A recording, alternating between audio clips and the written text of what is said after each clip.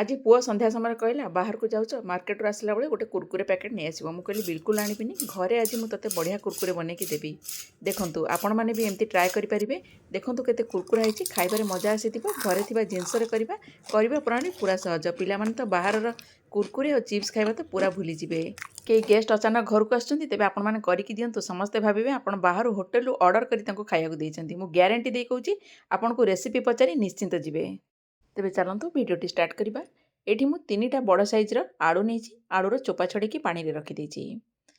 आलू को कौन करवा ना एमती मोटा मोटा टिके करके काटिदेबा। एमती लंबा लंबा करके एमती काटी दउछि किंतु बेसी पतला करके काटिबेनी टिके मोटा मोटा करके काटिबे।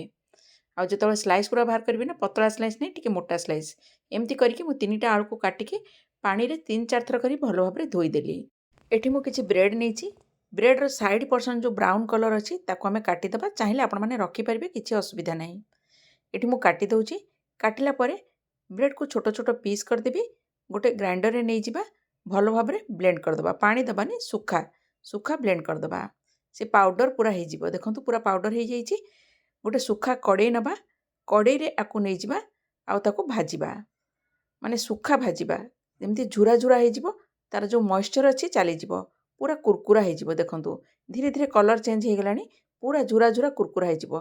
एटा को चाहिए आपण एयरटाइट कंटेनर भरिकी भी रखिपारे।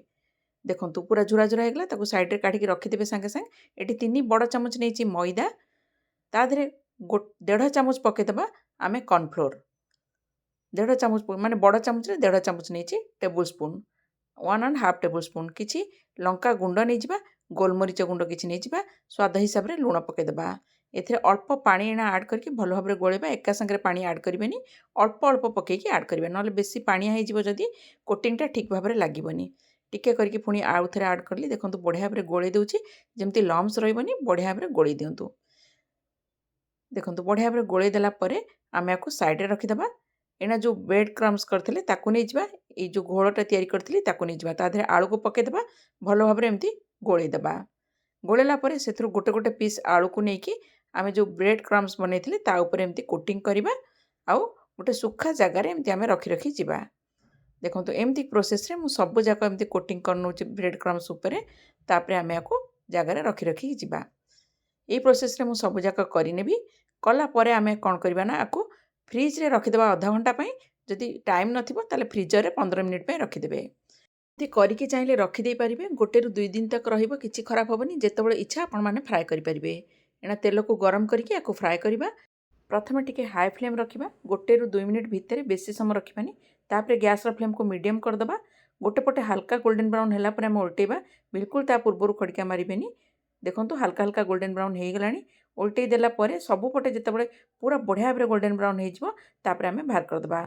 करबा प्रोसेस इजी पिलामान को करके देई पारंतु। मु आपण मान को इजी प्रोसेस भी बते देली। एमती कोटिंग करके जो फ्रिज रे रखिया कहली ना सेमती भी रखि पारिबे किछि असुविधा नहीं।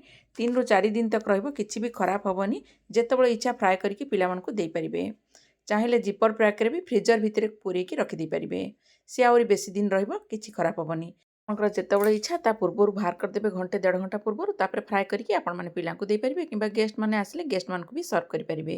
देखंतु एटा को बाहर कर दोछि सेम प्रोसेस रे अलगा जोगरा अछि ताको भी मु फ्राई करनेबी।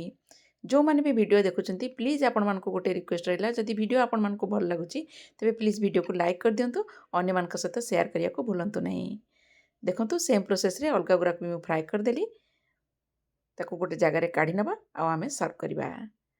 ए प्रोसेस रे आपण माने करंतु। आलू तो समस्त घरे थिबो समस्त करि परिबे तेनु प्रोसेस बहुत इजी। निश्चिंत ट्राई करंतु। वीडियो भल लागले वीडियो को लाइक कर देबे। तेबे रहूची पुणी देखा गोटे नुआ वीडियो रे। जय जगन्नाथ।